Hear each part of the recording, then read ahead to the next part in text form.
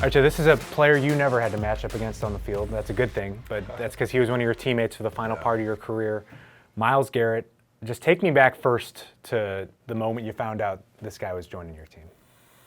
I didn't know a whole lot about him in college. I'm a big college football fan, but I watch mostly Big Ten. I watch all the Wisconsin games, and so knowing he was going to be a top pick, you didn't really know what you were going to get until he showed up, and you started watching him in OTAs, and I'll never forget the one moment when I realized, like, whoa, this dude's going to be legit. There was a clip that we actually showed in the team meeting. It was a screenplay, and Myles was on the opposite side of the field. The ball was snapped. Myles ran up the field 10 yards or so behind the quarterback. Quarterback drops back, dumps the ball off to the running back. Running back catches the ball 15 yards or so between him and Myles is behind him. And he starts running down the field, down the sideline in practice, and so nobody's tackling him in practice. People are tagging off on him, but he's running. Well, here comes Myles. All of a sudden, Myles is running full speed. Granted, from the moment the ball is snapped until the moment he tags off on the runner 65 yards down the field, he's going full speed, but about 20 yards, you can see Myles kind of clicks it into that next gear. All of a sudden, his stride length gets longer, it gets faster, more powerful, and he runs down that running back 60 yards down the field, running faster than almost any defensive back I've ever seen in my entire life. And they made a point about the hustle, that this is the type of intensity, this is the type of hustle we need from all of you guys on defense.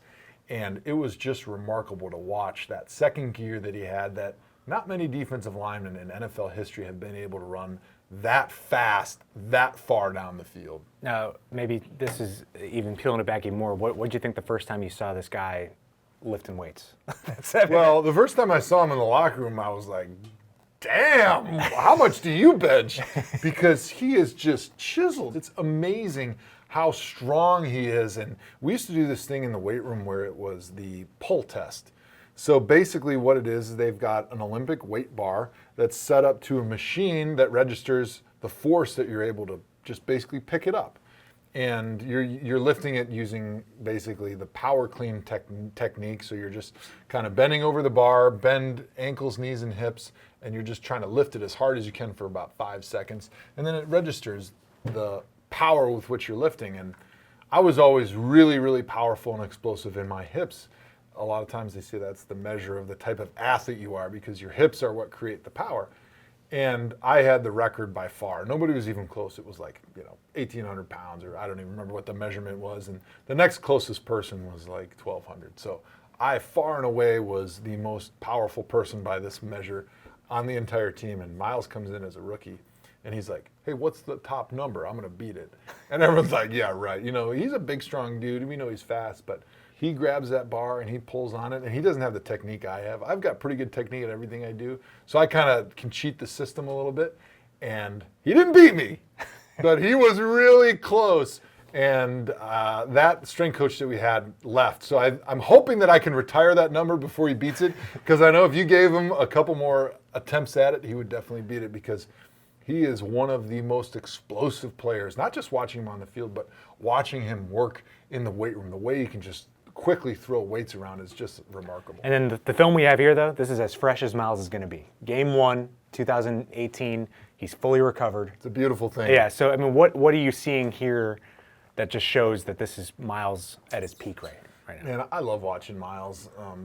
It was really fun being on his team the first season, because being the left tackle, I was able to give him a lot of tips and tell him, hey, man, this is what gives me a hard time. This is what I'm seeing from you. These are the things that maybe your coach might not even see that I think you can work on that'll help your game. And he was so smart and talented that he could do those things. And so from a coach's standpoint, he's a dream pupil, because it's important to him. He's smart, he understands it, and he's able to go out and do things that are really challenging concepts. So right here, what you see, he's starting off and he's putting both hands into Alejandro Villanueva's chest. And what he's trying to do is kind of get the offensive tackle to stop his feet. And then what he's going to try to do is he's going to try to knock the offensive tackle off balance by jerking him to the inside and then re-accelerating his feet and ripping up the field. But where Myles is elite, and he reminds me a lot of Von Miller when he does this, is right here. He's about, I think 6 or 7 yards up the field right now. The tackle's in okay position. The tackle can probably run him past the quarterback if he accelerates his feet. But what Myles does really exceptionally well is watch how he dips his inside shoulder and his body is nearly parallel to the ground. I'm talking the grass. So he bends his body almost down to the grass and he dips his shoulder so low that the only surface the offensive tackle has to touch is his back. And as you know, it's almost impossible to touch somebody's back and have any effect because as soon as you put your hands on the defensive lineman's back, they're going to slip right off and he's going to slip underneath your hands. And that's exactly what you see on this play. We watch Myles right here. He gets to the point of contact with the tackle. Tackle's got his hands on his back. Myles dips that inside shoulder, and then he's able to bend those ankles. Watch the bend in his ankles when he's getting around this corner. He's so low that he's actually putting his hand on the ground. If you ever remember watching the Winter Olympics with Anton Apollo Ono, where he would go around those corners at such speed, and they just put their hands on that ice. That's basically the exact same position that you see from Myles right there. He's got his shoulders, so his back is turned to the offensive tackle. He's got his hand on the ground. His knees, ankles, and his hips are maximally bent, and he's about to spring almost like a puma or a cougar out of that position, downhill back onto the quarterback that's trying to climb in the pocket. And you'll see right here, he's able to get the sack on Roethlisberger because Roethlisberger sees that the coverage is there. He can't throw the football. And Myles hits him from behind and almost causes a sack fumble. Now, I know later in this game, he records what was, I believe, one of the fastest sacks in the NFL throughout the entire season. Really? I think it was because he was not touched. So I think that I mean, what is it about his get off, though, that makes it kind of a special So that player? was one of the big things that I talked to him about in his rookie season was the time from when the ball is snapped to when he makes his first move. When you're going against college guys, everybody's laid off the ball, in my opinion, from my perspective in college. Offensive lineman, defensive lineman. Ball is snapped, then they move.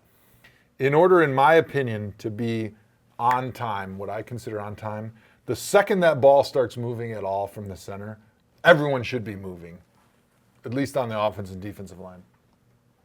There was a little bit of lag, Myles' rookie year, especially when he first got there, from when the ball was snapped to when he would start moving. And I thought that was because he wasn't pre-tensioning his muscles and his body to anticipate the snap. So when the snap comes, you can't be relaxed. Watch the ball be snapped, then go.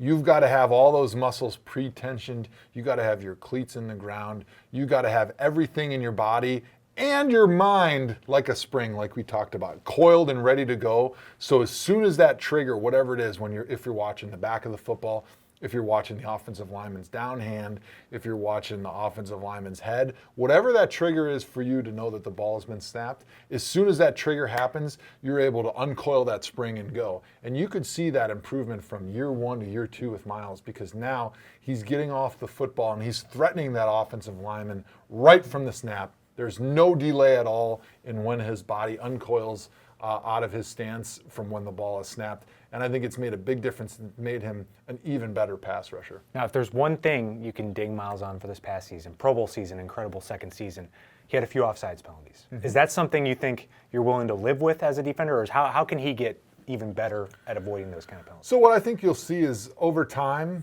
those false start penalties will reduce a little bit just from experience. Yeah. But I remember talking to the great Kyle Williams from the Buffalo Bills, and he was well known for getting 1, maybe 2 offsides every single game. But you know what?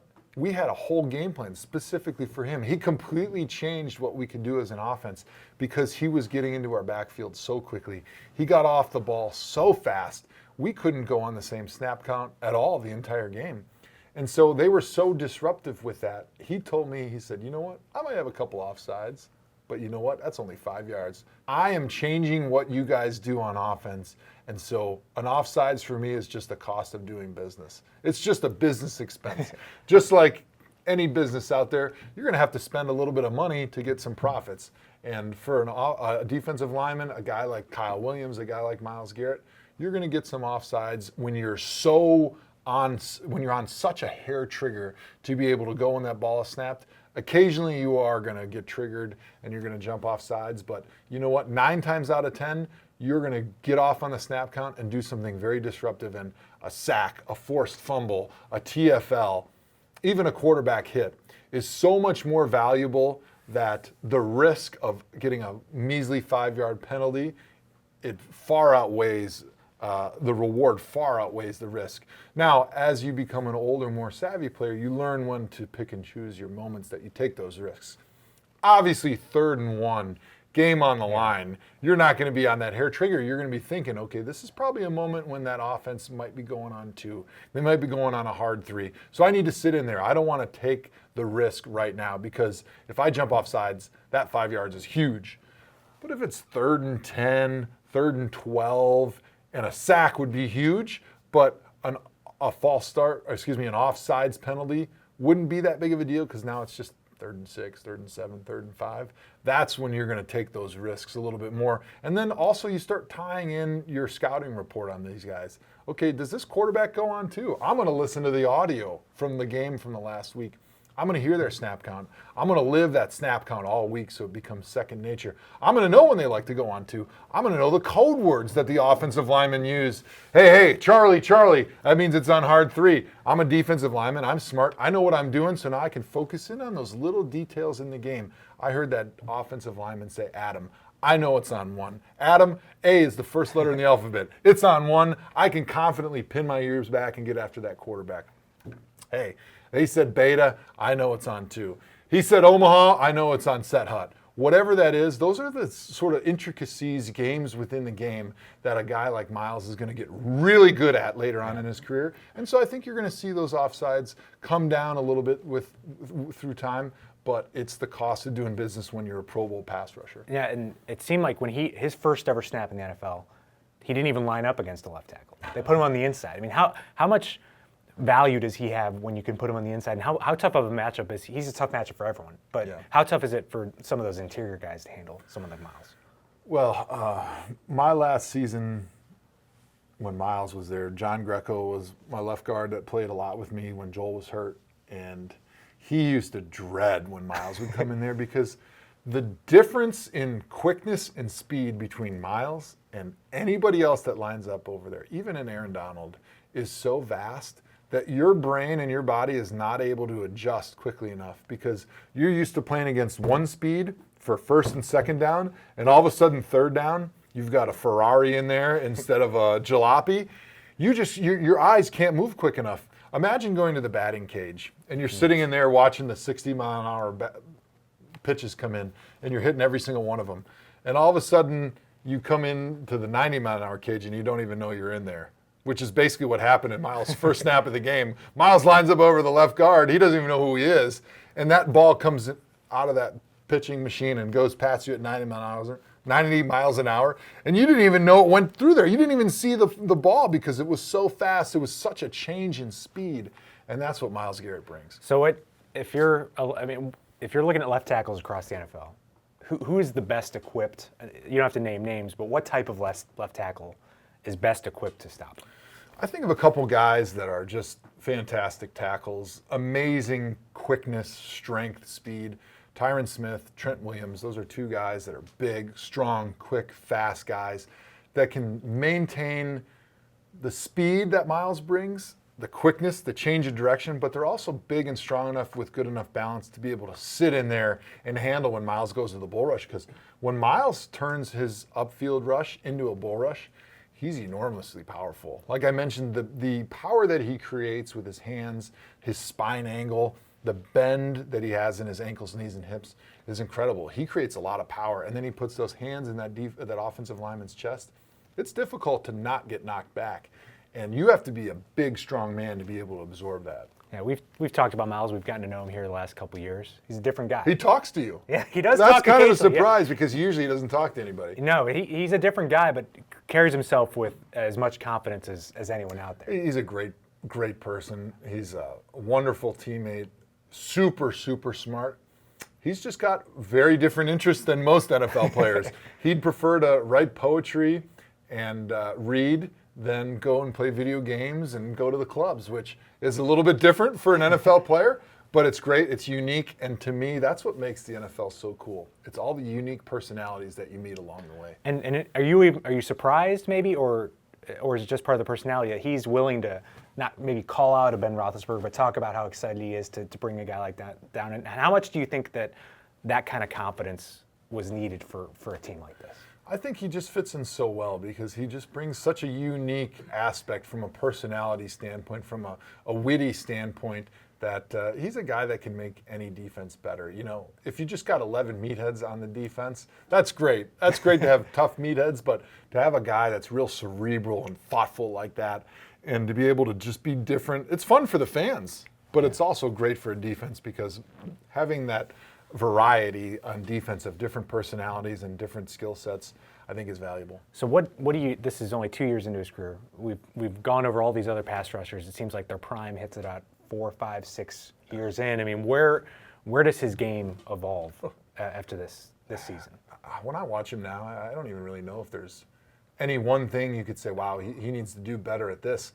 All I'll say is, with experience will come a wider variety of pass rush moves and an even better understanding of when to use them and how to use them.